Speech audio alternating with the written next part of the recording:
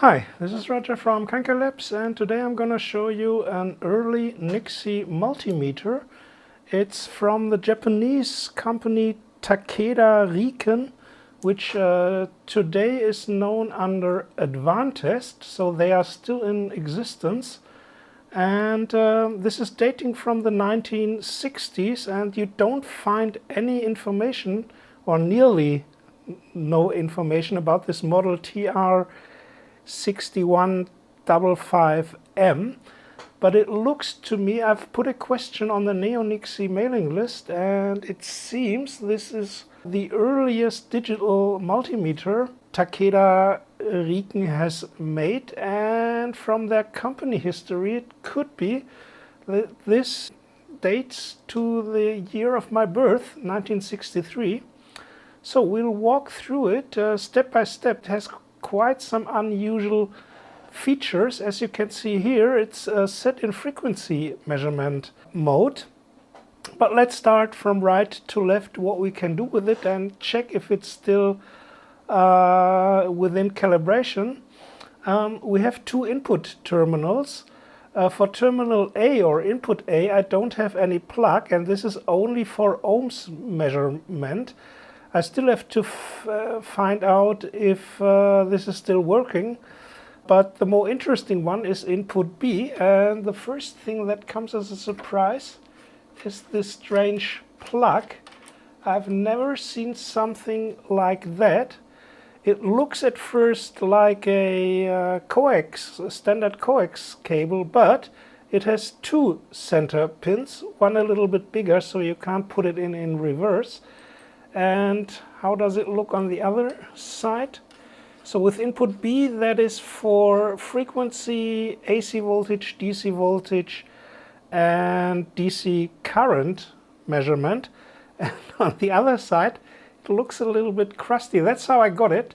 The black lead with the alligator clip is just the shield. And then you have a red and a white wire. And I just connected this to my frequency generator.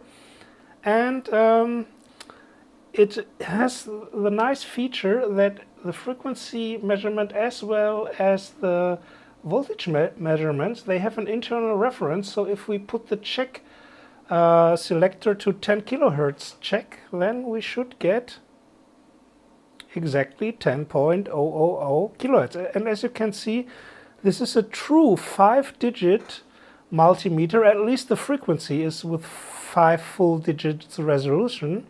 We'll later see if also the voltage and current measurements are with 5 digits or only 4.5. So let's get back to measure. The range switch here, of course, has no meaning in the frequency measurement.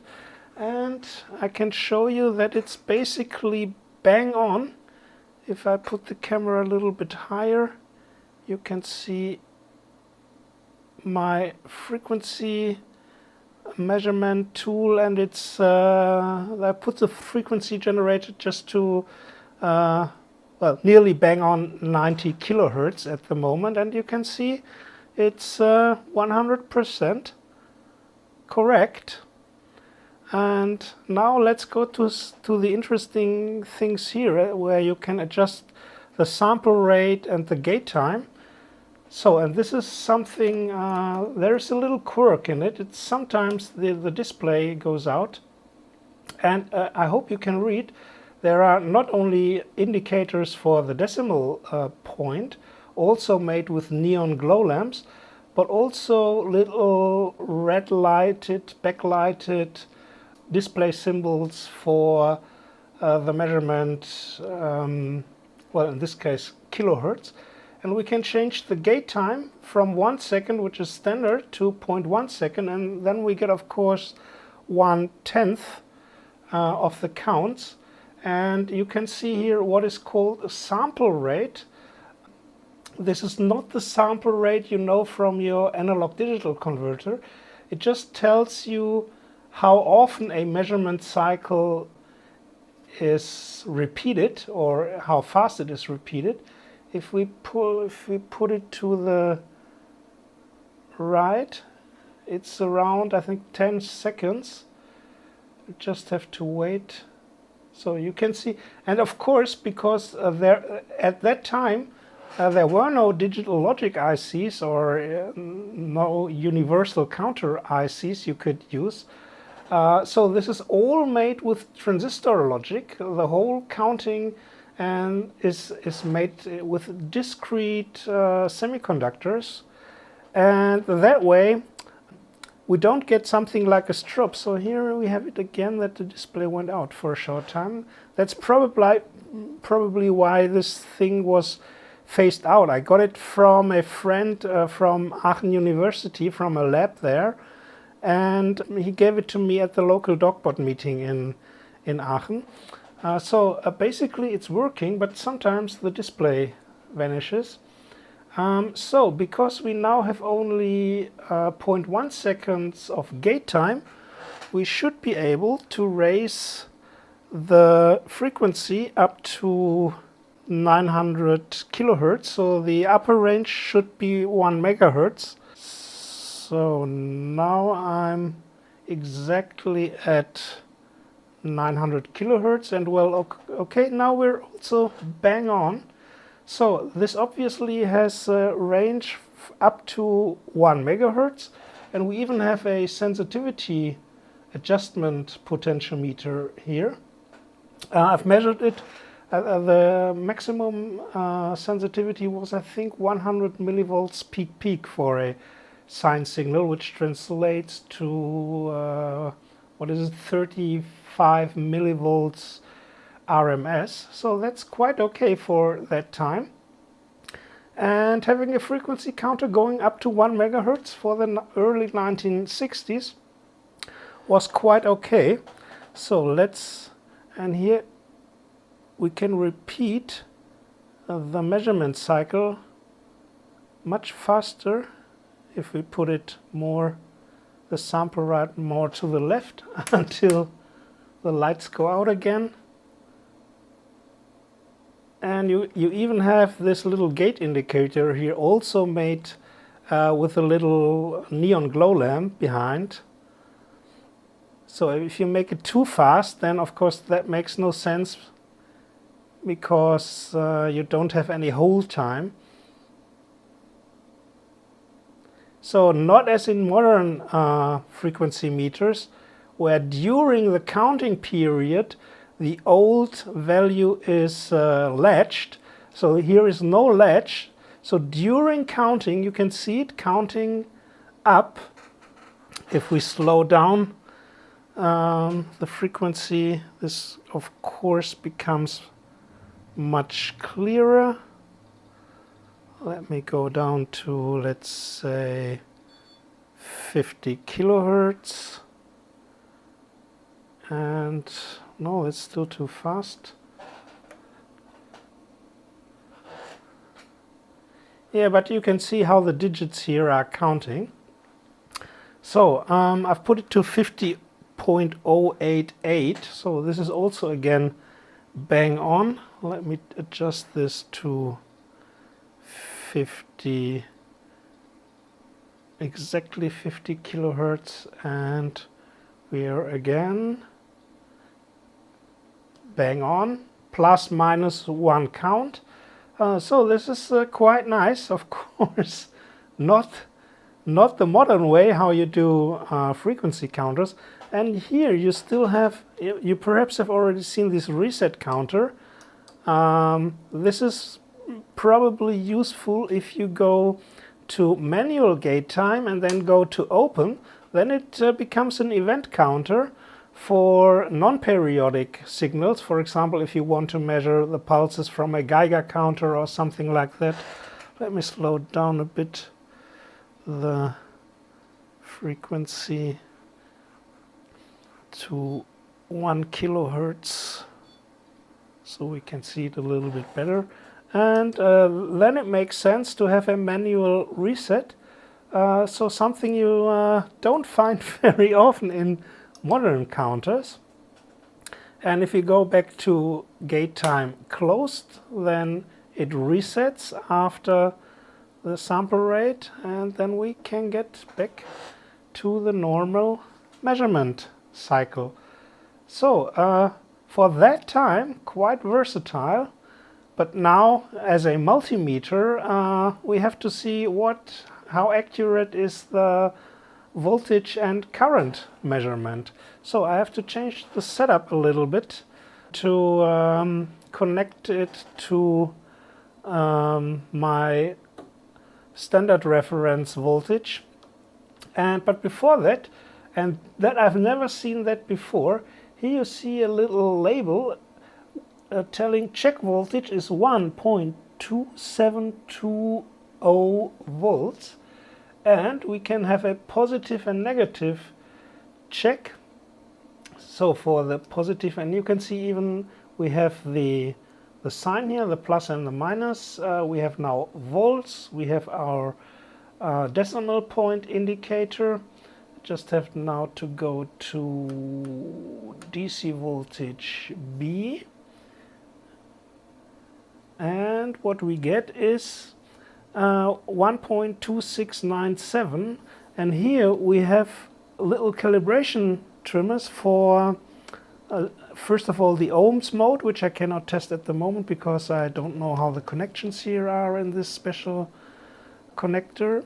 But we have the plus calibration, the 0 point, and the minus calibration, so you can recalibrate this thing on your own. The question is only how accurate is the 1.2720 voltage here put in front, and what voltage reference are they using inside.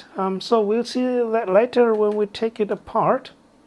But let me now connect this to my little reference voltage and to my multimeter to see how accurate the voltage measurement is. So I spared you the time for the adjustment of the calibration potentiometers or trimmers inside because the three influence each other, and the best I could get now is with shorted leads I get exactly 0, and it even jumps around between plus and minus. Let's see the plus check. If we get to 1.2720, well, we're one least significant digit out. Now we're bang on. And the minus check is also just one least significant digit out, and now we're one over. So this is the best I could get. And now let's connect this in parallel to my little homemade reference voltage calibrator. Well, it's not a calibrator. I have to look up the specs. I'm not sure if the calibrator is better than my multimeter. Anyway, the multimeter has 0.02% DC voltage accuracy, and I think the calibrator is slightly better, but you can see we're nearly at exactly 10 volts. We even have this little over indicator, so we would have to set the range back from 1 volts to 10 volt.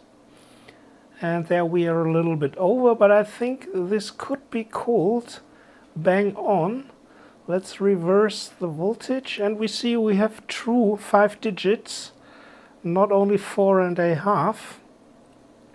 So let's see if the minus reading for negative voltages gives the same. Yeah, it's a little bit on the low side. Let's wait for one more measurement cycle.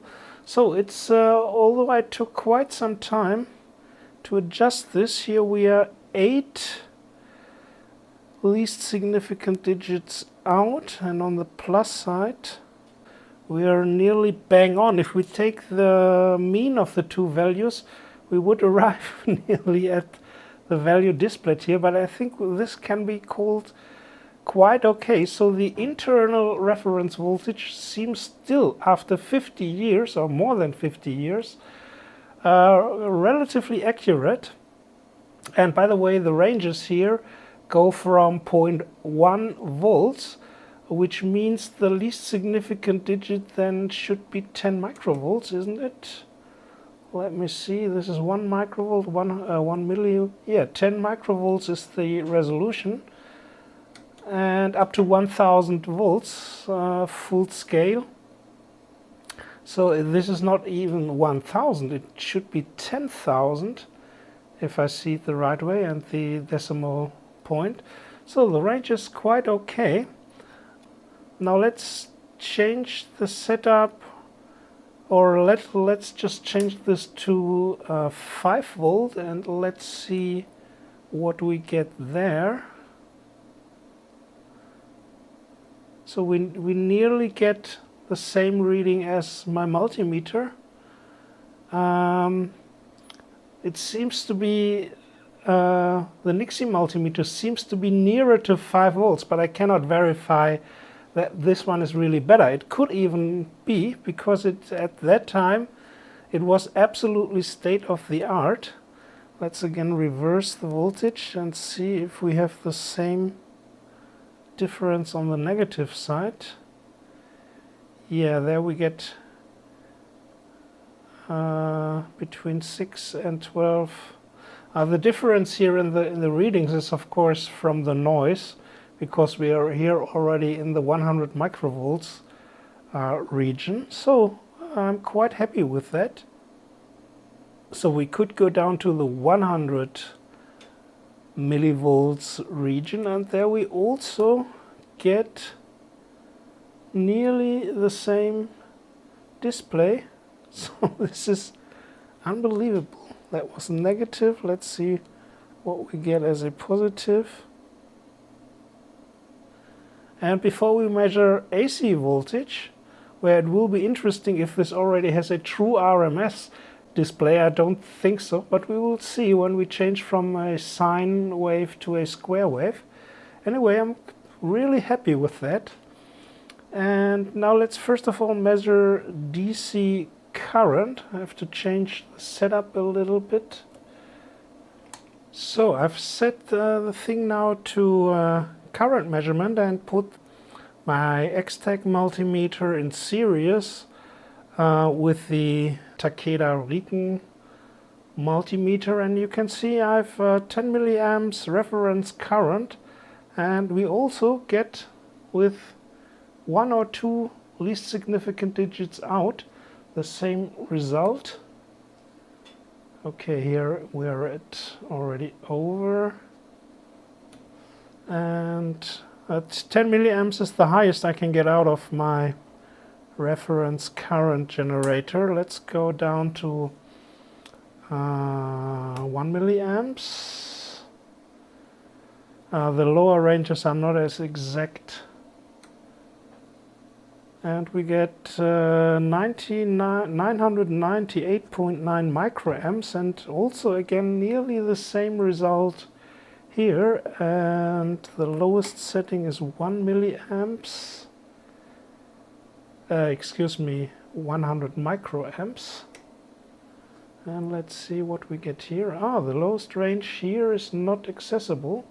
So the minimum here, either it's broken, could be, although it does display, strange. But when we go back to the 1 milliamps range, we again get the same result as with my multimeter. So this is also astonishingly accurate for the time it has been working, and for a fresh readjustment with its internal reference. And the last check I can do here is for AC voltage, and therefore we will get back to our frequency generator and see at 1 kilohertz what we can get. So I've set my frequency generator to 1 kilohertz and an RMS voltage of 1 volt of a sine wave, and you can see it's here bang on with the X-Tech multimeter. And concerning this is only a 0.3% error here with the Takeda-Riken multimeter. I would call this for an AC measurement absolutely enough, but now let's change to a square wave, and this one here displays true RMS AC plus DC. So we of course get a higher voltage of 1.41 volts, but we get a substantially higher voltage here, and that means this is surely not a true RMS multimeter. Let's see if we even put an offset of 1 volts additionally. We get the correct reading here, 1.72, and again a wrong reading here. It stays at 1.56, so this is obviously AC coupled, and it measures AC non-true RMS, but AC average. So that was state of the art at that time. I don't know if there were any true RMS multimeters out at that time, none to speak of true RMS AC plus DC, and takes a little bit too much time to measure now the frequency still. We could still put 100 millivolts amplitude. So here we are at 100 millivolts true RMS, and we still have a basically correct reading. But I've noticed if I go to the 0.1 volts range, then there's something wrong. Either it's not designed for working with AC voltage down to this low range, or it's broken, something's broken at that range, might be. Anyway, the other ranges seem to be quite okay. It looks a little bit annoying that you always have to wait for the measurement cycle in the highest resolution mode with 1 second of gate time. And so everything okay with this multimeter. I can't say, I'm really astonished how good this thing is still working after 50 years. And anyway, if perhaps we'll find out how the ohms measurement, how this socket is laid out. It could even be with Kelvin connections. So why else should they put so many pins here in this connector? It are all in all 1, 2, 3, 4, 5, 6, 7. It's an 8-pin connector. So this basically makes only sense for a Kelvin measurement. We'll see later when we take it apart what's inside. Before we take it apart, we still take a look at the backside of the multimeter. So here we have it from the backside with the large and noisy fan in the middle. We have a code out, so that means that probably the BCD data from the counter output of the Nixie modules can be read out. This is certainly not an GPIB bus or something like that. We have an external gate, an external reset, ground, the fuse, and okay, the gating can be set from internal to external. Don't know what storage or non-storage will do. And here we have some additional trimmers. That looks like FS Cal full scale calibration. Interesting. If this is for a calibration for the 1.2720 volts reference voltage, I don't know. And an extra BNC connector, VF output. What is that? Voltage to frequency conversion? Could be. And some unpopulated inputs for the A and B, these special type connectors. So this could be also, and that's why it reads in the Wikipedia entry for Advantest, which Takeda-Riken is now called, that they also quite early specialized in automated test measurements.